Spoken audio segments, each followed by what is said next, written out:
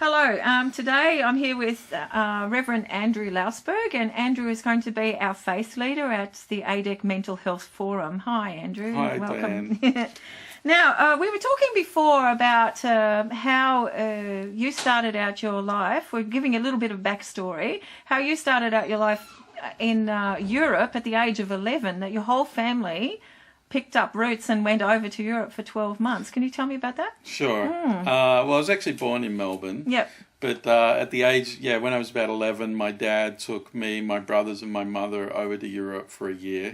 He's originally from Holland. So we were based in Holland for about 3 or 4 months out of that year.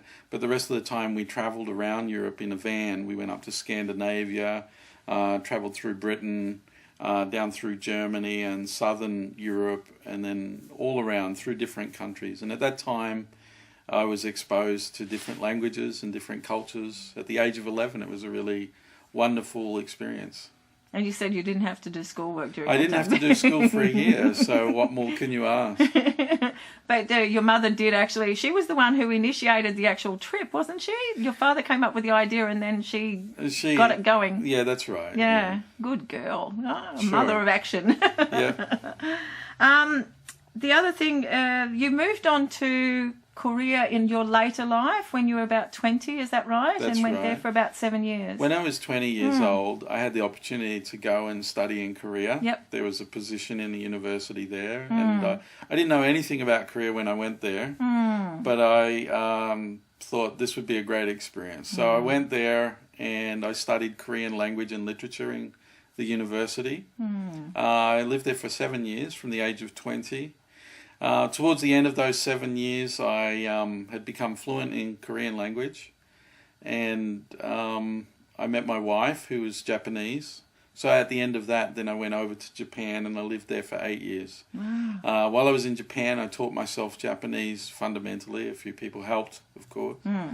But it's a great opportunity because when you learn a language, you want to understand about the people's background, their culture, and in many ways, the reason why I studied literature is because I thought this is like a window on the soul. You know, when you understand through literature, you can understand about a people's psyche and what motivates them, what moves them in their heart. And that's true for Koreans and also for Japanese. So I was very fortunate to spend that time there. Yeah, wonderful, wonderful.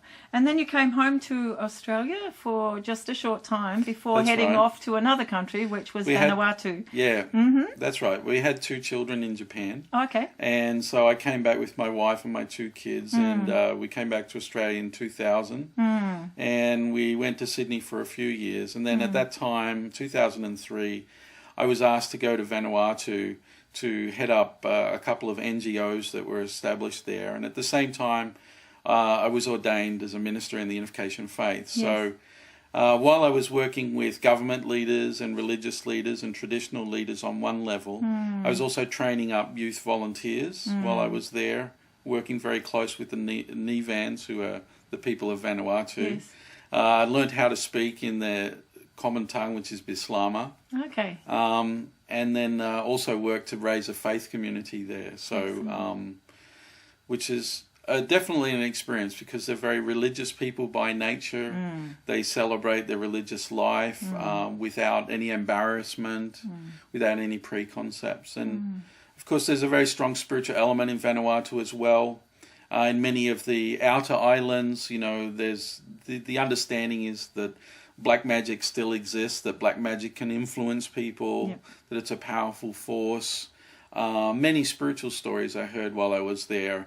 And coming from the unificationist perspective, we recognize that there's value to these as well. And you have to somehow balance those up with your modern intellectual scientific understanding as well. Yeah, it's a beautiful connection between the two, isn't it, really? Yeah. Excellent. Is there anything else that you would like to add at all? No, not really. Not really. I guess it's going to be an interesting day, I think. I think so. I'm looking forward to the conference. So I'm looking forward thanks to for it. inviting me. Thank you. Thank you so much for coming.